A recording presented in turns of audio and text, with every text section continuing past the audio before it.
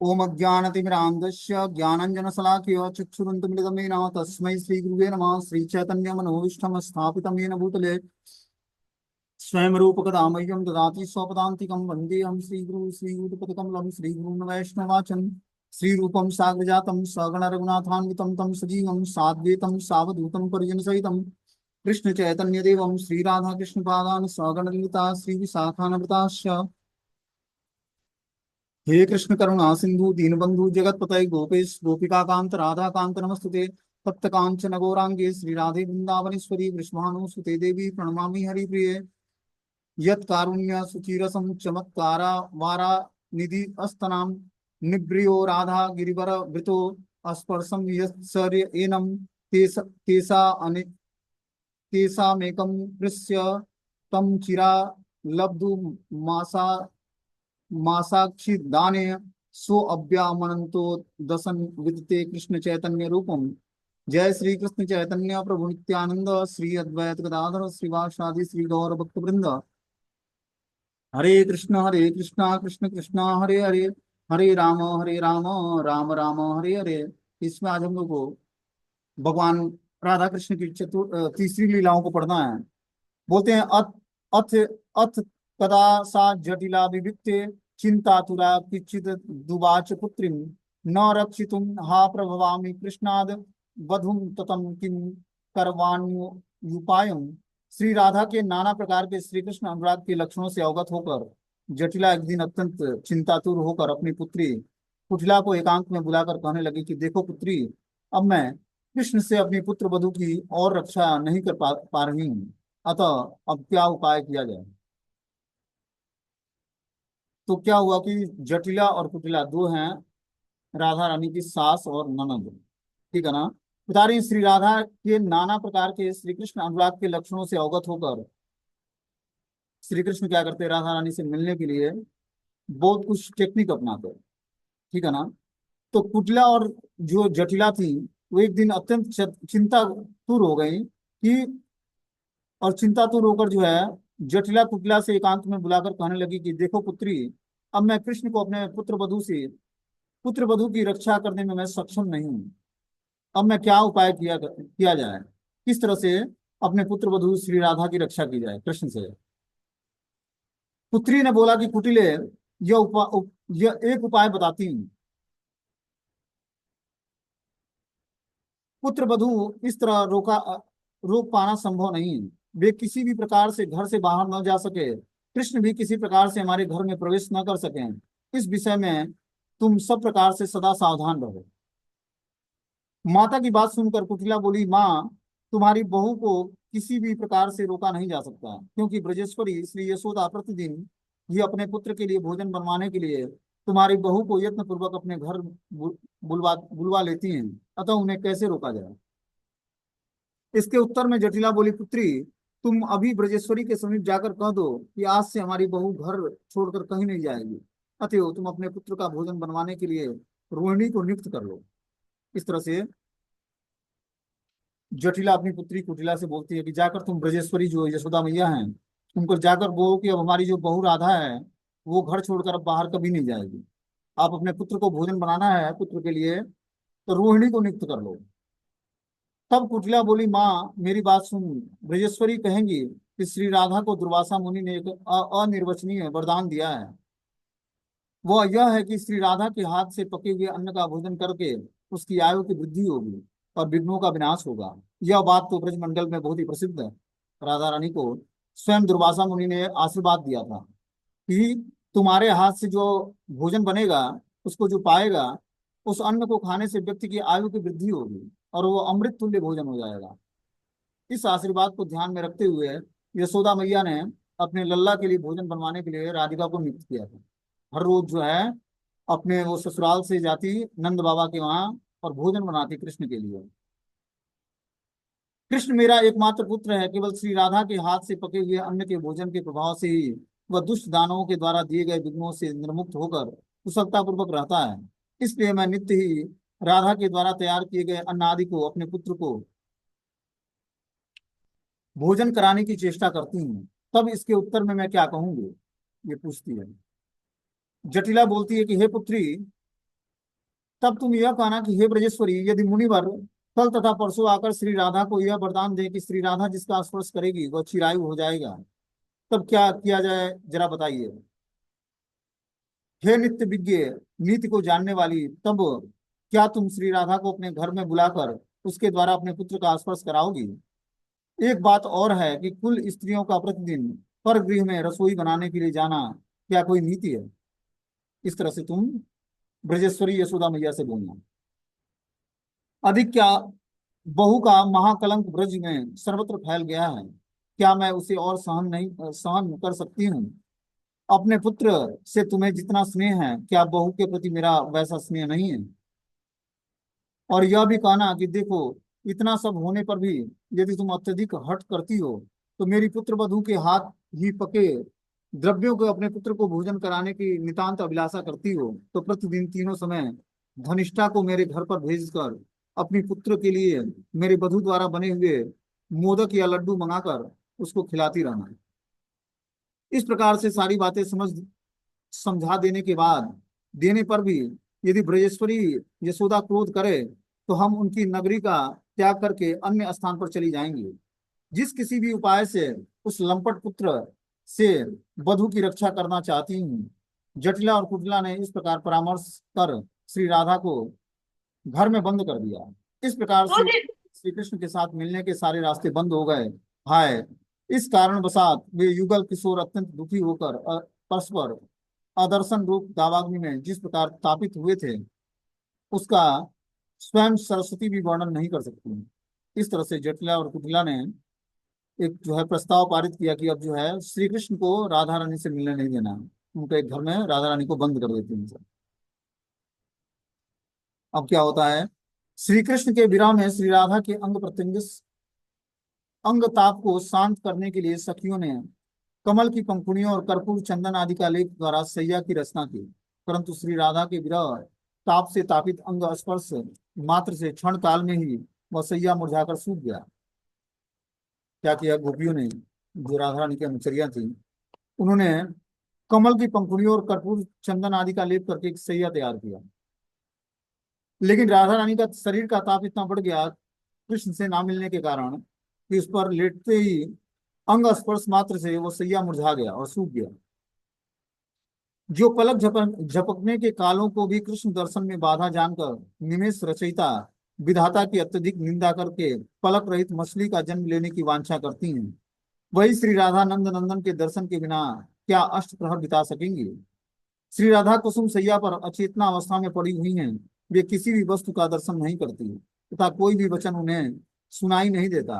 ब्रजेश्वरी के द्वारा भेजी गई धनिष्ठा ने आकर श्री राधा की ऐसी विरह विहलता का दर्शन किया। इस तरह से अब धानिष्ठा गोपी आती है और श्री राधा रानी के जो विरह विहल होता है कृष्ण से ना मिलने के कारण, उसका दर्शन करती है। ऐसा देखकर धानिष्ठा श्री ललिता को संबोधित करके कहने लगी कि हे ललिते, आज सुबह श्री राधा कृष्ण के लिए रसोई करने नहीं गई है, अतः श्री रोहिणी ने ही श्री कृष्ण के लिए रसोई की है। उस अन्न का भोजन करके ही श्री कृष्ण गौचारण के लिए चले गए हैं। श्री कृष्ण को अन्य दिनों की भांति रुचि से भोजन करते न देखकर ब्रजेश्वरी ने अत्यधिक दुखी मन से मुझे यहाँ भेजा है। मैं जो मोदक आदि खाद्य पदार्थों को तैयार करवाकर ले जाने के लिए आई हूँ, उसे आज सायंकाल रात्रि में तथा कल सुबह गोष्ठ गमन के पहले तक श्री कृष्ण भोजन कर लेंगे। किंतु श्री राधा जो अचेत अवस्था में ही पड़ी हुई है, हाय, ऐसी अवस्था में वो पुनः किस प्रकार मोदक आदि तैयार करने में समर्थ होगी? हाँ, अब मैं क्या करूं? धनिष्ठा कोई भी अन्य उपाय न देखकर श्री राधा के कानों में उच्च स्वर से बोली, हे राधे, देखो देखो, श्री कृष्ण तुम्हारे सम्मुख ही खड़े हुए हैं। यह बात कानों में प्रवेश करते मात्र से ही श्री राधा की मूर्छा भंग हो गई और उसी समय धनिष्ठा के सासा ब्रजेश्वरी द्वारा भेजा गया श्री कृष्ण के लिए मोदक आदि तैयार करने का समाचार उनके कमल नेत्रों वाली श्री राधा को सुनाई दिया। विरह ताप से तापित होने के कारण श्री राधा ने धनिष्ठा के मुख से ब्रजेश्वरी की आज्ञा सुन करके मानो प्रचुर बल प्राप्त कर लिया हो और कहने लगी कि हे रूप मंजरी, शीघ्र ही चूल्हे को लीप कर उसमें अग्नि प्रज्वलित करो, यहाँ कढ़ाई ले आओ, ब्रजेश्वरी के आदेशानुसार श्री कृष्ण के लिए भोजन सामग्री तैयार करूंगी। हे सखी, प्रतिदिन जिस प्रकार से मोदक आदि तैयार करती हूँ, आज उससे चौगुना तैयार करूंगी। मेरी दैहिक स्वास्थ्यता के लिए तुम लोग तनिक भी चिंता मत करो। ऐसा कहकर श्री राधा सहसा चूल्हे के निकट ही दिव्य चौकी के ऊपर बैठ जाती हैं। महा आश्चर्य का विषय यह है कि कुछ क्षण पूर्व श्री राधा के शरीर में सस्पर्श से कमल पंखुड़ियों द्वारा निर्मित सैया मुरझाकर सूख गई थी, किंतु इस समय प्रियतम के लिए मिष्ठान तैयार करने के लिए अग्नि के ताप से भी उस राधा का शरीर अग्नि के ताप से ही उस श्री राधा का शरीर सुशीतल हो गया। उत्तम प्रेम के अचिंत और विचित्र प्रभाव विद्यमान रहता है, अर्थात सुशीतल चंद्रमा जिसको ताप प्रदान करता है, अग्नि उसको शीतलता प्रदान करती है। इसीलिए ऐसे प्रेम को अथवा प्रेमाश्रित प्रेमी जनों को क्या कभी कोई जान सकता है। इस तरह से श्री राधा रानी जब भगवान के लिए कुकिंग शुरू करती हैं, तो उससे पहले अभी कुछ ही देर पहले जो है उनके शरीर से के ताप से जो है, जो गुलाब के पंखुड़ियों से बना हुआ बिस्तर था वो मुरझा गया था। लेकिन जैसे ही धानिष्ठा गोपी आती और उनके कानों में बोलती है कि कृष्ण सामने खड़े हैं और वो भोजन करना चाहते हैं, तो तुरंत रानी को होश आ जाता है, मूर्छा टूट जाती है और उनका शरीर शीतल हो जाता है। और सुशीतल शरीर से क्या करती हैं, अपने प्रेमी भगवान श्री कृष्ण के लिए फिर से भोजन बनाती हैं। तदंतर श्री ललिता धनिष्ठा से बोली, है धनिष्ठे, क्या विद्युत युक्त मेघों में प्रचुर वर्षा होगी, अर्थात विद्युत लता जड़ित नव जलधर का उदय क्या अब नहीं होगा? उस जलधर के उदित न होने के कारण रस वर्षण के अभाव में सखियों की आनंद रूपी फसल सूख कर विनष्ट होती जा रही है। धनिष्ठा बोली, ललिते, सत्य ही कह रही हो। तुम्हें जिस प्रकार से दुख हो रहा है, सखाओं के साथ श्री कृष्ण भी उसी प्रकार दुख का अनुभव कर रहे हैं। अधिक क्या कहूं, इस महादुख से वृंदावन के सुख, मयूर, भ्रमर और मृग आदि भी व्याकुल हो रहे हैं। मतलब श्री कृष्ण ही दुखी नहीं है, सारे गोप ग्वाल भी, वृंदावन के तोते, मयूर, भ्रमर, मृग मृग आदि सभी व्याकुल हैं इससे, जिससे उनको राधा रानी का दर्शन नहीं हो रहा है। इसके बाद मिष्ठान मिष्ठान तैयार करके श्री राधा ने धनिष्ठा के हाथों में प्रदान किया। श्री राधा और ललिता आदि के कानों में कुछ गोपनीय बात कहकर धनिष्ठा नंदालय चली गई। सायंकाल में विशाखा जटिला के निकट आकर धरती पर लोट पोट करती हुई झूठ मूठ रोदन करने लगी। उसे इस प्रकार रोती हुई देखकर जटिला ने पूछा, हे विशाखे, तुम रो क्यों रही हो? विशाखा ने क्रंदन करते हुए कहा कि राधा को अलक्षित रूप से काले सर्प ने डस लिया है। जटिला ने घबरा के पूछा, कहाँ और किस प्रकार डस लिया है? विशाखा बोली, वह सर्प बद्री वृक्ष के नीचे छिपा हुआ बैठा था। उसके मस्तक पर स्थित रत्न को भ्रम के कारण अपना रत्न समझकर श्री राधा ने जो ही उसे ग्रहण करने के लिए हाथ बढ़ाया, तो ही उस सर्प ने उसे डस लिया। विशाखा की बात को सुनकर जटिला बोली, हाय हाय, मेरे सिर पर यह कैसा वज्रपात हो गया। ऐसा कहते कहते जटिला शीघ्र ही श्री राधा रानी के कक्ष में गई और देखा कि श्री राधा भूमि पर गिरी हुई हैं और कांप रही हैं। यह देखकर जटिला दोनों हाथों के द्वारा अपने वक्षस्थल को पीट पीट कर उच्च स्वर से रोने लगती है। अनंतर कुटिला को बुलाकर जटिला बोली, हे पुत्री, तुम शीघ्र ही गौशाले जाकर अपने भाई अभिमन्यु को बुला लाओ। वह आकर किसी निपुण मांत्रिक मंत्र तंत्र जानने वाले ओझा को बुलाकर लाए। वे लोग मंत्र पाठ करके वधु के को विष से रहित करेंगे। कुटिला को ऐसा कहकर जटिला श्री राधा के पूछने पूछने लगी कि हे पुत्र वधु, तुम्हारे शरीर इस प्रकार कैसा हो गया? श्री राधा बोली, हे आर्य, विष से सारा शरीर अत्यंत दग्ध हो रहा है। बस इतना ही जानती हूँ कि इससे अधिक और कुछ बोल नहीं पा रही हूँ। किंतु यदि मंत्रविद पुरुष अपने हाथों से मेरे पैरों की एक अंगुली का भी स्पर्श करेगा, तो मैं उसी समय देह त्याग दूंगी।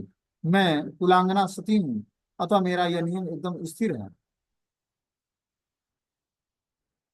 जटिला बोली, हे पुत्र वधु, ऐसी बात मत कहो, क्योंकि ऐसी विपत्ति के समय में सदाचारी व्यक्ति भी न खाने योग्य वस्तु का भक्षण करते हैं, न छूने योग्य वस्तु का भी स्पर्श करते हैं।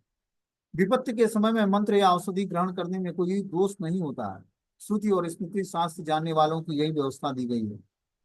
श्री राधा बोली, अभी देखो, मैं तुम्हारे सामने ही अपने प्राणों का परित्याग करती हूँ, किंतु तुम्हारी इस आज्ञा का मैं किसी भी प्रकार से पालन नहीं कर सकूंगी। वधु की इस बात को सुनकर जटिला बड़ी चिंतित हो गई।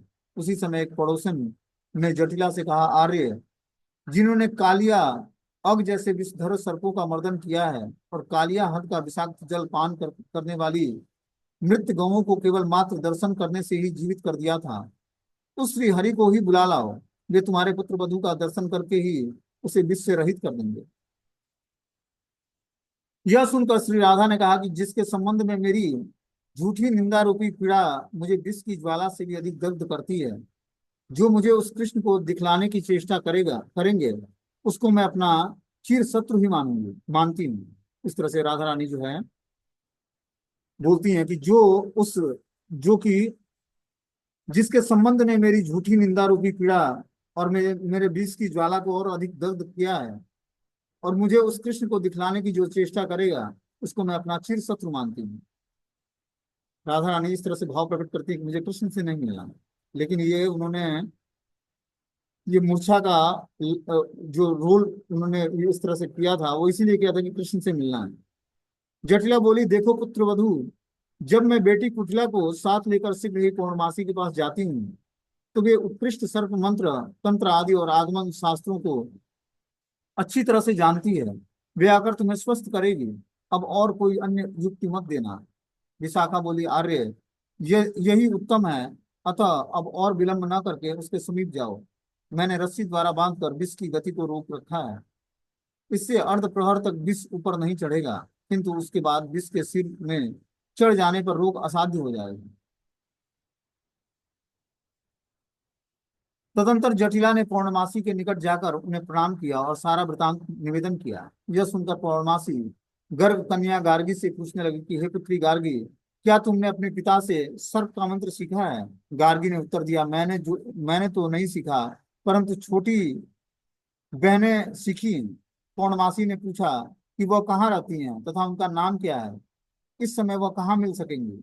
गार्गी बोली, काशीपुर में उनकी उसकी ससुराल है। वहां से वह मथुरा में अपने पितृगृह में आई हुई है तथा कल ही मुझे देखने के लिए मेरे पास यहीं आई है। उसका नाम विद्यावली है और वह इस समय मेरे ही घर पर है। इस बात को सुनकर बूढ़ी जटिला अत्यंत दुखी होकर अश्रुपूरित मुख से गार्गी से बोली, हे गार्गी, मैं तुम्हारे चरणों में गिरती हूँ। तुम अपनी बहन के साथ हमारे घर चलो और मुझे और मेरे पुत्र को अपनी कृपामृत रूपी दान से खरीद लो। तब पूर्णमासी ने गार्गी से कहा, हे गार्गी, तुम सबसे पहले अपने घर जाओ और फिर अपनी कन्या के साथ जटिला भी वहां जाएगी। यदि वे विद्यावली को प्रसन्न करके ले आएगी तो निश्चित ही श्री राधिका अति शीघ्र विष शून्य हो जाएगी। गार्गी ने इससे पहले भी ही धनिष्ठा के वचनों के अनुसार श्री कृष्ण को र- रमणीय वेश में सजाकर अपने घर में रख दिया था। अब क्या किया धनिष्ठा ने? गार्गी ने इससे पहले ही धनिष्ठा के वचनों को सुनकर श्री कृष्ण को रमणीय वेश में सजाकर अपने घर में रख दिया था। अतएव तब आगे पीछे जाने की आवश्यकता न देखकर वह जटिला को साथ लेकर ही अपने घर में गई और रमणीय वेश धारण किए श्री कृष्ण से बोली, हे बहन विद्यावले, इस ब्रज में सर्वगुण संपन्न तथा महायशस्विनी श्री वृषभानुनंदिनी का तुमने जो नाम सुना है, आज उस पर महाविपत्ति आ गई है। किसी मणिधारी सर्प ने उसे डस लिया है। उसकी देह इस प्रकार विष से पूर्ण हो गई है। इसलिए उसकी सास और बेटी कुटिला के साथ तुम्हारे पास आई हूँ। अब तुम्हें एक बार उनके घर में जाना होगा। इस तरह से श्री कृष्ण अपना वेश बदल कर और जो है उस गोपी का वेश धारण कर लेते हैं और इस तरह से वो क्या करते हैं, जटिला के साथ जाने के लिए तैयारी करते हैं। विद्यावली बोली कि हे बहन, तुम जानकर भी अज्ञानी की तरह बात कर रही हो। हाय हाय, एक तो मैं कुल स्त्री हूँ और उस पर भी मैं ब्राह्मण वधू हूँ। अतः क्या तुम्हारे विचार से मैं जांगली की विद्या जानने वाली हूँ? देखो, मथुरा में मेरे प्रसिद्ध पितृकुल को तथा काशी में विख्यात ससुर कुल को जो इस जगत में कौन नहीं जानता। तुम इन दोनों कुलों को कलंक रूपी दलदल में डुबोकर क्या अपने स्नेह का परिचय दे रही हो? मैं इसे समझ नहीं पा रही हूँ। तब बूढ़ी जटिला बोली कि मैं तुम्हारे चरण कमलों में प्रणत हो रही हूँ। तुम मेरी पुत्र वधू को जीवन दान देकर मेरे पुत्र के साथ मुझे अपनी चरण कमल की धूली दान करके खरीद लो, और अधिक क्या कहूँ। तो इस तरह से जो जटिला सास थी राधा रानी की, क्या करती है, उनसे निवेदन करती है विद्यावली की बहन से, जो स्वयं श्री कृष्ण ही विद्यावली के बहन बने हुए थे। अब विद्यावली बोलती है कि अरे वासिनी बुढ़िया, तुम हमारे ब्राह्मण कुल की रीत को नहीं जानती हो। विप्र वधुएं गोप स्त्रियों के समान घर घर से नहीं घर घर में नहीं घूमती हैं, क्योंकि उनका उच्च कुल अत्यंत महान होता है। गार्गी बोली, हे बहन, तुम श्रुति और स्मृति में कहे हुए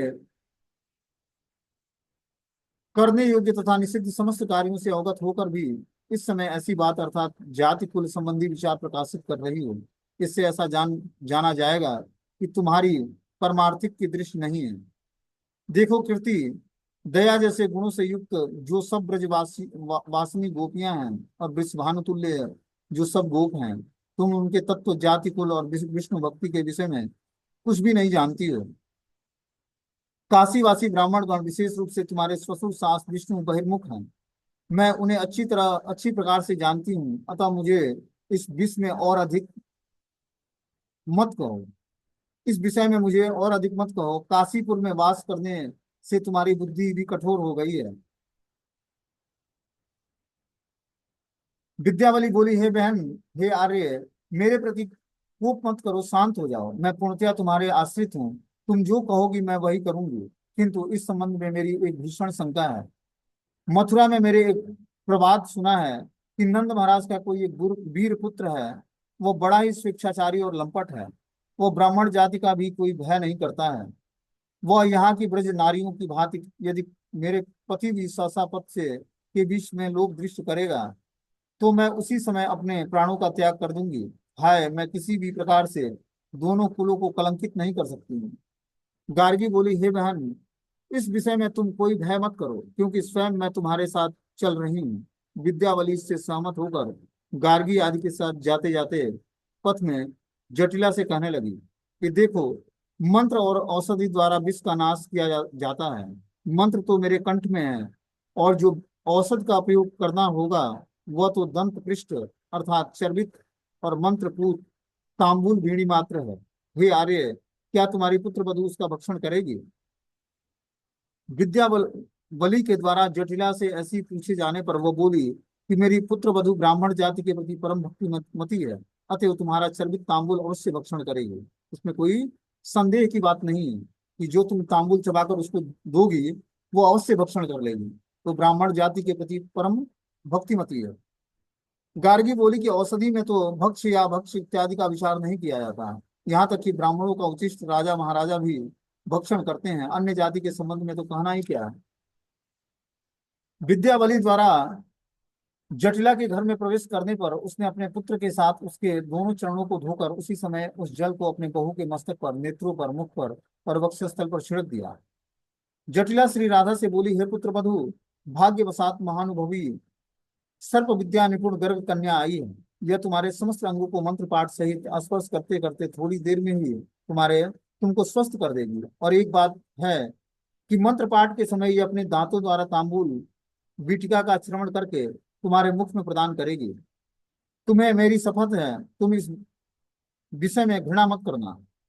तब विद्यावली ने श्री राधा के कक्ष में प्रवेश किया। वहां देखा कि श्री राधा के समस्त अंग वस्त्र द्वारा आवृत हैं। ऐसा देखकर वह जटिला से बोली, हे बूढ़ी, तुम्हारे पुत्र वधू के पैरों से सिर तक ढकने वाले इस वस्त्र को हटा दो, क्योंकि मैं सर्प मंत्र का जप करते हुए पैरों से लेकर ऊपर तक हाथ चलाऊंगी।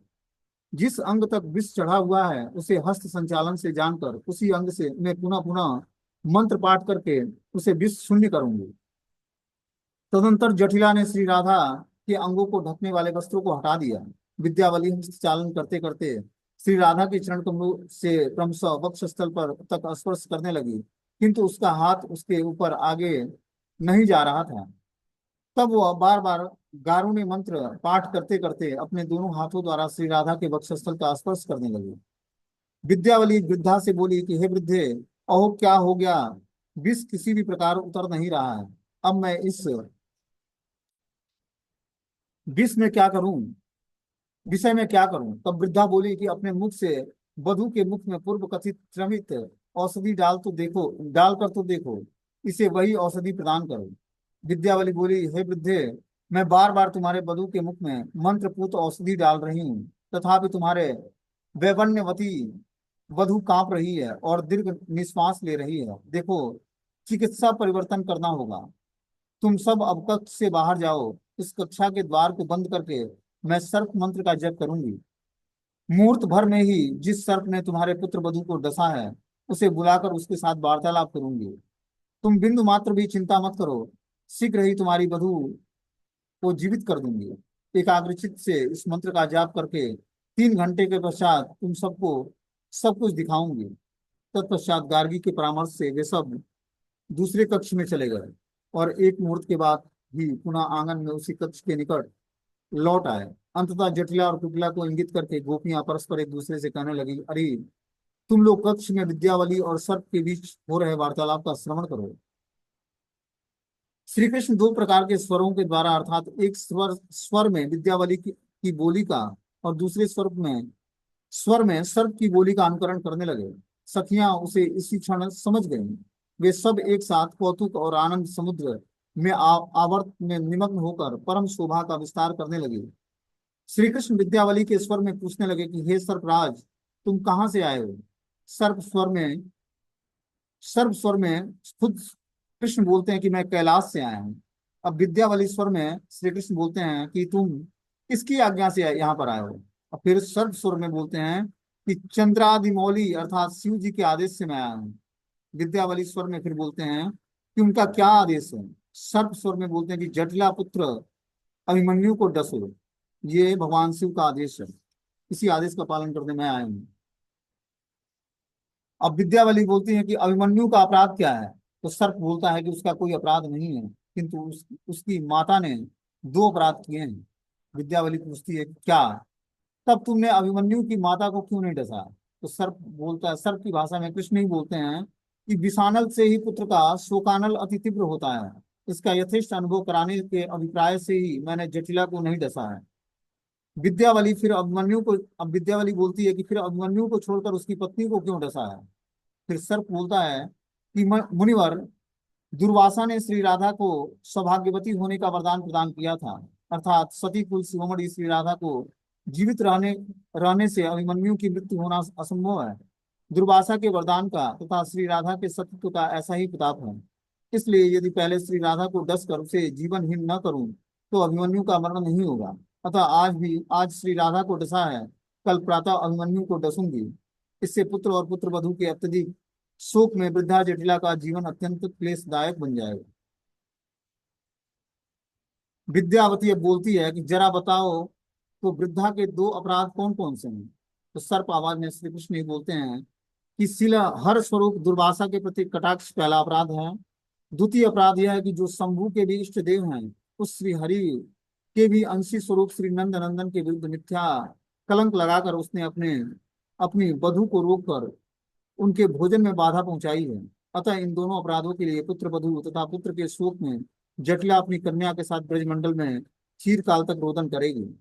यह सुनकर वृद्धा उच्च स्वर से रोदन करने लगी और आर्तनाद के साथ कहने लगी, हा पुत्र, हा प्राणों के समान पुत्र वधु, हाय हाय, तुम दोनों चिरंजीवी हुए हो, क्या मैं अब ऐसा सुन नहीं सकूंगी। तदंतर जटिला विद्यावली को संबोधित करके बोली, हे विद्यावले, मैं तुम्हारे चरणों में शरणागत हूँ। इस सर्पाधिराज को जिस किसी भी प्रकार से प्रसन्न करो। अब मैं बहू को कभी भी नहीं रोकूंगी। हमारी पुत्र वधु प्रतिदिन अपनी इच्छा अनुसार नंदालय जाकर और रसोई बनाएगी, नित्य पाक कार्य समाप्त करके श्री कृष्ण को भोजन कराएगी और अंत में हमारे घर लौट आएगी। इस तरह से श्री कृष्ण ने ये घटनाएं किया। अब जो है श्री राधा रानी की सास तैयार हो जाती है कि अब रोज श्री राधा रानी जाएंगी और कृष्ण के लिए भोजन बनाएंगी नंदालय में। हे मुनिवर दुर्वासा, मैं आपके चरण कमलों में नमस्कार सत सत दंड प्रणाम करते हुए प्रार्थना करती हूँ कि आप मेरा अपराध क्षमा करें। मैं वृद्धा अत्यंत मंद बुद्धि वाली और जन्म से ही पागल अथवा उन्मत्त हूँ, ऐसे में मेरी प्रसिद्धि है। मेरी एक कन्या कुटिला सर्वदा ही कुटिल बुद्धि युक्त है, अतः मेरी सुशील बहू को अकारण ही अत्यधिक पीड़ा देती है। माता की आवाज सुनकर कुटिला भी धरती पर गिरकर सर्पराज के उद्देश्य से नमस्कार पूर्वक कहने लगी कि हे सर्पेंद्र, क्षमा करो, कृपया करो, मेरे भाई को मत डसना। अब मैं बहू को कभी भी नहीं रोकूंगी तथा उस पर कोई भी आरोप नहीं लगाऊंगी। जहां भी इच्छा हो बहू सखियों के साथ जा सकेगी। सर्पेश्वर बोले कि हे गोपियां, तुम शीघ्र ही मेरे वचनों का श्रवण करो। मैं शंभु की शपथ लेकर कहता हूँ कि श्री राधा परम साध्वी है। हे जटिले, तुम भी मेरी तरह अपने पुत्र के सिर पर शपथ लेकर इस बात को स्वीकार करो, तभी मुझे विश्वास होगा। इस बात को सुनकर जटिला अपने पुत्र के सिर पर हाथ रखकर शपथ लेकर बोलती है कि हे सर्पराज, तुम्हारे वचनों पर मेरा पूरा पूरा विश्वास है, मैं कभी भी पुत्र वधू को नहीं रोकूंगी। तुम इस प्रकार कृपया करके मुझे यह वर प्रदान करो कि मेरी पुत्र वधू का मेरा पुत्र चिरंजीवी रहे। सर्प बोला कि अरे वृद्धे, ठीक है, मैं तुम्हारे प्रति संपूर्णता प्रसन्न हूँ। तुम मुनि श्रेष्ठ दुर्वासा की पूजा करो और उन्हें भोजन कराओ। मैं उसी क्षण श्री राधा के अंगूख से विष ग्रहण कर कैलाश की ओर यात्रा करता हूँ। हे वृद्धे, यदि तुम अपने वधु को श्री कृष्ण संबंधी झूठा कलंक प्रदान करना चाहती हो तो करो, इससे मैं तुम्हारे प्रति क्रोधित नहीं होऊंगा। किंतु आज के बाद उसे कहीं जाने से रोका तो मैं उसी समय आकर क्रोधपूर्वक तुम्हारे पुत्र और पुत्र वधु को डस कर मार डालूंगा। तदंतर विद्यावली अत्यंत आनंद से बोली कि हे गोपियां, तुम अत्यंत परमानंदित हो। विष ग्रहण करके सर्पराज अंतर्ध्यान हो गए और वृषभानुनंदिनी भी उस समय पूर्णतया स्वस्थ हो गई। इस तरह से राधा और कृष्ण का मिलन हो गया। कृष्ण ही उस सर्पराज के रूप में आए थे। इसके बाद कपाट खोलकर सभी ने कक्ष में प्रवेश किया तो श्री राधा ने पूछा, अरे राधे, तुम इस समय कैसी हो? श्री राधा बोली, मैं अच्छी हूँ, अब मुझे कोई ताप नहीं है। तब सभी विद्यावली के दोनों चरणों में झुककर प्रणाम करते हुए बोली, हे विद्यावले, तुम्हारी कीर्ति धन्य है। तुमने श्री राधा को संजीवित करके प्रचुर पुण्य राशि को अर्जित किया है तथा तुम्हारी आयु भी धन्य हुई है। उस समय कुटिला अपनी माता के कान में बोली कि इस विद्यावली को श्री राधा का हार पुरस्कार रूप में देना होगा। जटिला बोली, यह तुम क्या कर रही हो कुटिला? केवल हार ही क्यों, श्री राधा के समस्त अलंकार ही इसे इस समय इसे दे देती हूँ। तब जटिला श्री राधा से बोली, हे पुत्रवधू, तुम प्रसन्न चित्त से अपने समस्त अलंकारों को इसे पहना दो। ब्रजेश्वरी श्री यशोदा तथा तुम्हारी माता शीघ्र ही तुम्हें अनेक आभूषण दे देंगी। फिर वह विद्यावली बोली कि हे विद्यावले, मेरी पुत्र वधू तुम्हें अपने हाथों से आभूषण पहनाएगी। तुम्हें मेरी सौगंध है, तुम उसे ग्रहण करना। तुम कदापि ऐसा मत कहना कि मैं ग्रहण नहीं करूंगी। तत्पश्चात श्री राधा विद्यावली रूपधारी श्री कृष्ण को वस्त्र भूषण आदि पहनाने लगी और मन ही मन कहने लगी। तो इस तरह से जो विद्यावली थी वो श्री कृष्ण ही विद्यावली का रूप धारण करके आए थे। अब श्री राधा रानी क्या करती हैं, श्री कृष्ण को वस्त्र और भूषण आदि पहनाना शुरू करते हैं। जो मेरी प्राणों के समान प्रिय सखियों के सम्मुख मेरी साथ संभोग नहीं कर पाते, उन्हीं प्रियतम ने आज मेरी सास और नंद के सामने मेरी निर्विवाद रूप से यथेष्ट उपभोग किया है। आज मुझे वाम्य भाव प्रकाश करने का अवसर ही नहीं मिला है। आज तो मैं केवल दक्षिण भाव में ही रह गई हूँ।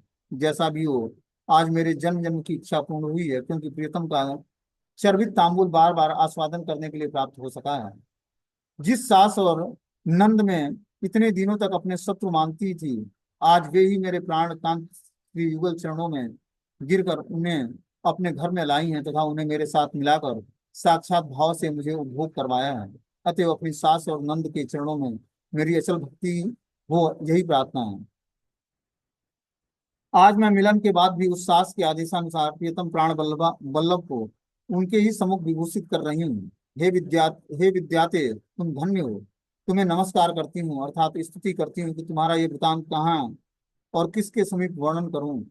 इसके बाद विद्यावली कहने लगी कि हे आर्य, अभी मध्य रात्रि से भी अधिक समय हो गया है।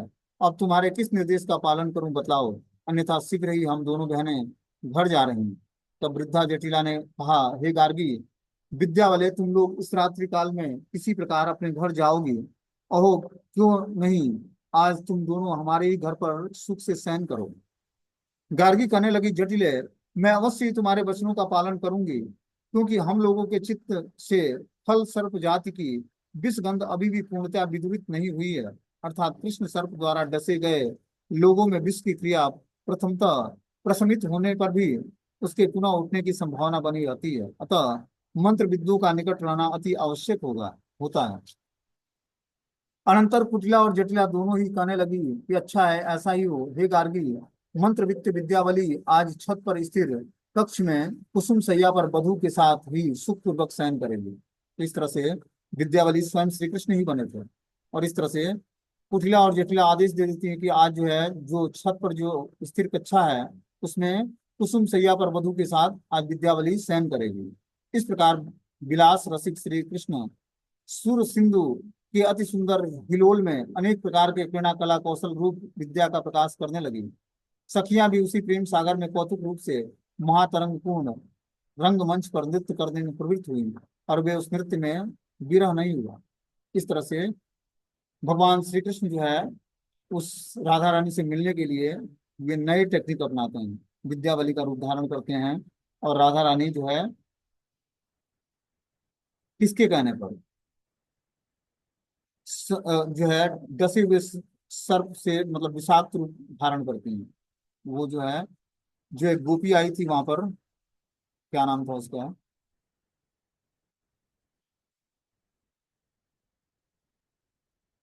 जो कृष्ण ने भेजा था, उस गोपी का नाम धनिष्ठा गोपी था। उसके कहने पर श्री राधा रानी जो है विषाक्त हो जाती है कि हमें काला विषधर सर्प ने डस लिया है। और इस कारण से वो कृष्ण आते हैं और उनको विष को शांत करते हैं। ठीक है ना। इस तरह से ये लीलाएं संपन्न हो जाती हैं। बगली लीला जो है चतुर्थ लीलाएं हैं वो कल पढ़ी जाएंगी। ठीक है। हरे कृष्ण।